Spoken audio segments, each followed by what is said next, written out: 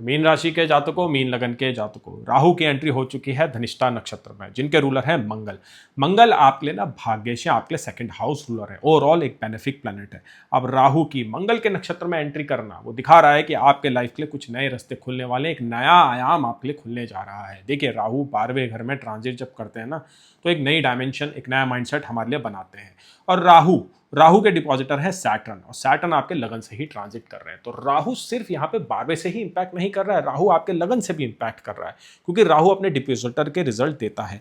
Same time Rahu अपने नक्षत्र ruler के भी रिजल्ट देता है। इनफैक्ट नक्षत्र रूलर के रिजल्ट वो सबसे पहले देता है।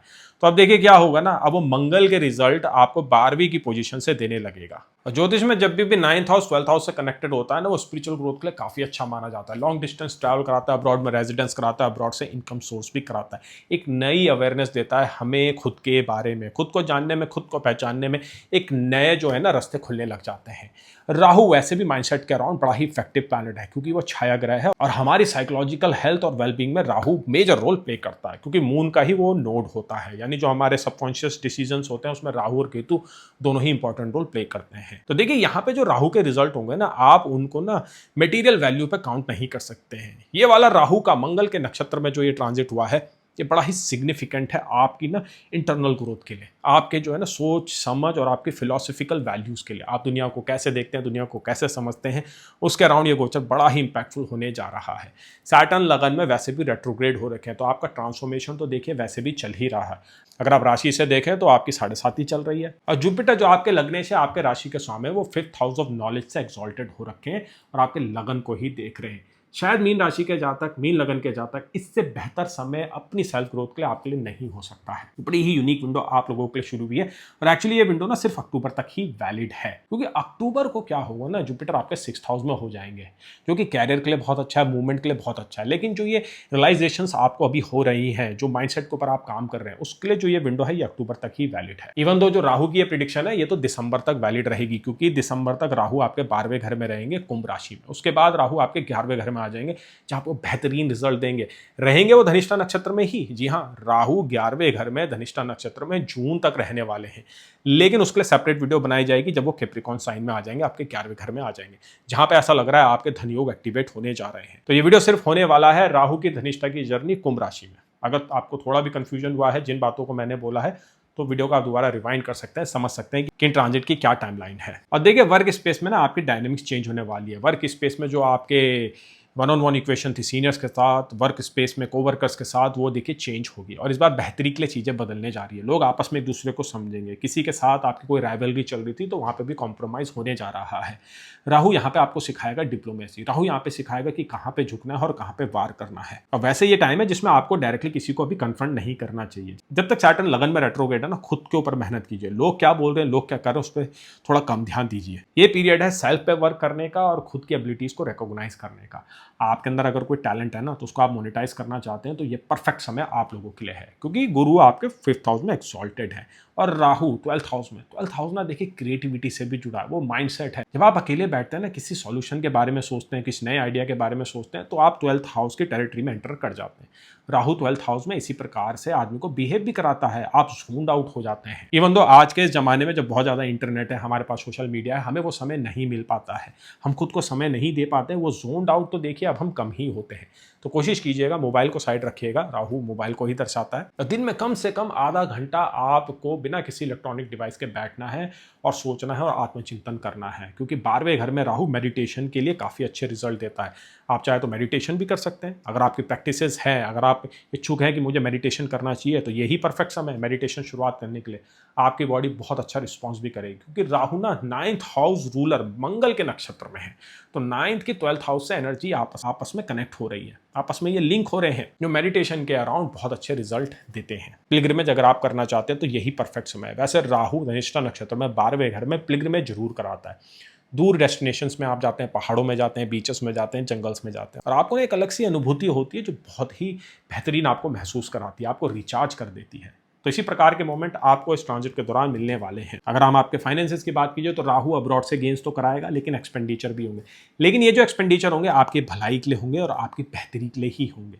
राहु 12वें घर में क्या करता है ना, खुद के ऊपर इन्वेस्टमेंट भी कराता है। कोई टूल्स आप खरीदना चाहते हैं तो परफेक्ट समय, परफेक्ट कंडीशन है कि आप उन टूल्स को बाय कर लीजिए। घर में अगर आपको मेक ओवर कराना है, गाड़ी कराना, अगर आप प्लान बनाना चाह रहे हैं तो देखिए यही वो समय है। राहु 12वें घर में आपको ना धन संपदा दे सकता है। धन संपदा से मतलब आपके ना एसेट में इंक्रीज कर सकता है। आप प्रॉपर्टी बाय कर सकते हैं, आप कुछ ऐसी चीज़ें बाय कर सकते हैं जो आपके स्टेटस में, जो बोलते हैं ना, इनकी इंक्रीमेंट लेके आती है। राहु 12वें घर में वॉचेस खरीदने के लिए भी काफ़ी आदमी को इन्फ्लुएंस कर देता है। और अगर आपके हॉरोस्कोप में वीनस स्ट्रांग है, राहु के साथ कनेक्टेड है, तो ऑलरेडी आपको इंपल्सेस महसूस हो रही होगी। शूज के अराउंड और वॉचेस के अराउंड कुछ एक ऑब्सेशन आपका डेवलप हुआ होगा। और इन चीज़ों को कलेक्ट करने में, इन चीज़ों के ऊपर एक्सपेंडिचर करने में कोई भी गलत बात नहीं है। बस आप अपनी सेविंग्स को देखिएगा, ओवर द टॉप आपको नहीं जाना है, ओवर इंटेलिजेंस करने से बचना है, क्योंकि 12वें घर का राहु ओवर इंटेलिजेंस भी करा देता है, खासकर उन लोगों को जिनके नेटल हॉरोस्कोप में 12वें घर में कोई मेलेफिक प्लैनेट बैठा हुआ है। तो उस केसेस में आपका expenditure out of the hand चले जाते हैं, आपको पता ही नहीं चलता है कि आप कहाँ खर्चा कर रहे हैं, आप ट्रैक करना भूल जाते हैं चीज़ों। अगर आपको ऐसी इंपल्सेस आ रही है, ऐसा कुछ महसूस हो रहा है, तो अपने आसपास के लोगों से बात कीजिए,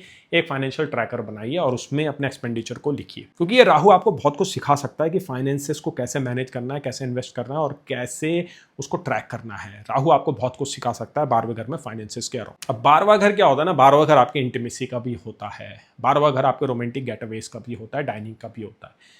तो रिलेशनशिप के अराउंड क्या होगा, एक प्लान आप बनाने जा रहे हैं अपने स्पाउस के साथ या अपनी गर्लफ्रेंड या अपने बॉयफ्रेंड के साथ। जो लोग लिव इन रिलेशनशिप में भी रह रहे हैं, वहाँ पे भी देखिए क्या होगा, चीज़ें आगे बढ़ने लगेगी।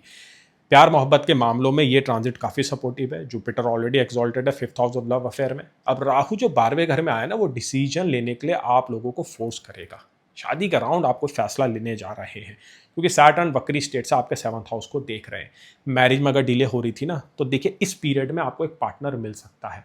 अब पार्टनर मिलने का राउंड क्या है ना, 18 अगस्त को गुरु का भी एक गोचर हो रहा है। गुरु आपके 7th लॉर्ड मरकरी के नक्षत्र में आ रहे हैं, अश्लेषा नक्षत्र में आ रहे हैं, तो पार्टनर आपको मिलते हुए दिखाई दे रहा है। मैरिज में जो रिलेशनशिप में जो घर्षण चल रहे थे, पार्टनर मैरिज का राउंड नहीं मान रहा था, कन्विंस नहीं हो रही थी उसकी फैमिली, तो अब इस पीरियड में वैसी संभावनाएं लग रही हैं कि चीज़ें आप लोगों के फेवर में जाएंगी, यानी कि शादी होते हुए दिखाई दे रही है। अगर आप ऑलरेडी मैरिड है, कोई इशू चल रहे थे, तो वो रिजॉल्व होंगे। आपके अंदर ना एक गहरी सोच और समझ आएगी। कई बार ना हम मैरिटल सिचुएशंस में फंसते हैं, हमारी लाइफ में कोई इश्यूज होते हैं, लेकिन हम ना नंब से हो जाते हैं, हमें पता ही नहीं चलता कि हमें क्या करना है।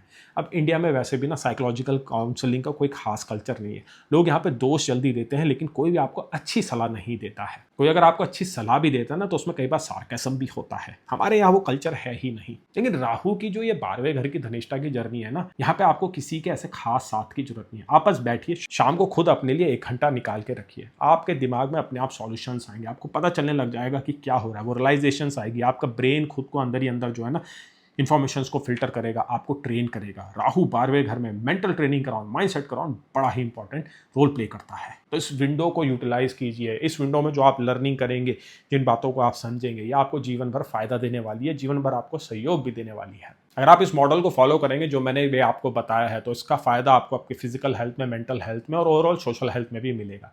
12वें घर का राहु क्या करेगा ना, आपको मेडिटेशन में, आपको डीप थिंकिंग में बहुत ज़्यादा ले आएगा। अगर आपके स्पिरिचुअल वैल्यूज़ हाई हैं, अगर आप जन्मजात स्पिरिचुअल है, तो ये वो पीरियड है जहाँ पे आप खुद को अपग्रेड कर सकते हैं, अपने मेडिटेशन के आवर्स को इंक्रीज कर सकते हैं, जिसका फ़ायदा आपको अपनी मेंटल हेल्थ में मिलेगा। किसी भी प्रकार के साइकोलॉजिकल इश्यूज से अगर आप ग्रसित थे, क्योंकि देखिए मीन राशि के जातक, मीन लगन के जातक बड़े ही प्रोन होते हैं ओसीडीज़ के। ओसीडीज़ उनको बहुत जल्दी हो जाती है, बहुत ही वहमी भी होते हैं मीन राशि के जातक, मीन लगन के जातक। तो राहु यहाँ पे आपको बहुत हेल्प करने वाला है। राहु आपको वो साइकोलॉजिकल गाइडेंस देगा, वो विजडम देगा कि इन चीज़ों को कैसे सॉल्व किया जाए, कैसे इससे बाहर निकल के आया जाए। फिजिकल हेल्थ के राउंड भी राहु यहाँ पे आपको मदद करेगा। लेकिन देखिए क्या है ना, सैटर्न आपके लगन में वक्री चल रहे हैं, ये ट्रांसफॉर्मेशन तो करते हैं चीज़ों को, लेकिन सैटर्न जो ट्रांसफॉर्मेशन देता है ना, वो थोड़ी डिफिकल्ट कंडीशन से देता है। सडनली आपको बॉडी में कहीं पेन होने लग जाएगा, तब आपकी वहाँ टेंशन जाएगी, उसके लिए आप वर्क करेंगे। सडनली आपको रियलाइज होगा कि यार कुछ तो बॉडी में कमी है, मैं न्यूट्रिएंट्स प्रॉपरली नहीं खा रहा हूँ। तो यहाँ पे ना एक लूप क्रिएट हो सकता है ओवर थिंकिंग का अपने हेल्थ के राउंड। तो आपने क्या करना है ना, आपने सीधा एक्शन लेना है। अगर आप जिम जाना चाहते हैं तो प्लान मत कीजिए, बस चले जाइए, सीधा आप चले जाइए। ऑटोमेटिकली प्लानिंग आप पीछे से आपकी होनी शुरू हो जाएगी। परफेक्ट मोमेंट का बिल्कुल भी इंतजार मत कीजिएगा, काम को शुरू कर दीजिए, काम को आगे बढ़ाइए। अपनी हेल्थ के ऊपर थोड़ा सा ध्यान दीजिए, अपने लुक्स के ऊपर भी ध्यान दीजिए, क्योंकि यह वह समय है जिसमें आपके लुक्स को आप एनहांस कर सकते हैं। क्योंकि देखिए सैटर्न आपके लगन में चल रहा है, तो जो ट्रेट आप एक्वायर करेंगे, जो बॉडी फिटनेस आप बनाएंगे, वो लंबे समय तक आपके साथ रहने वाली है।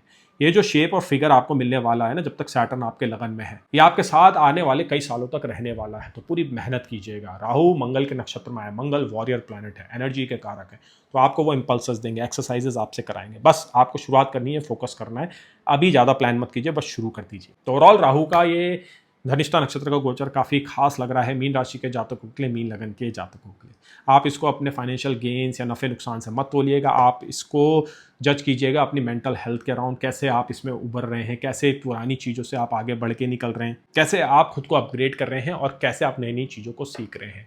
साइकोलॉजिकल लर्निंग के around one of the best period आप लोगों के शुरू हो चुका है। अब्रॉड के अराउंड भी बहुत अच्छे रिजल्ट देने वाला है। अगर आप अब्रॉड जाना चाहते हैं, अब्रॉड से इनकम करना चाहते हैं, तो काफ़ी अच्छा समय है। अगर आपको कोई बात नहीं समझ आई है, आपके कोई भी सवाल है, आप नीचे से कमेंट सेक्शन में लिख सकते हैं। चैनल में नए हैं तो चैनल को सब्सक्राइब कीजिएगा, वीडियो को लाइक कीजिएगा।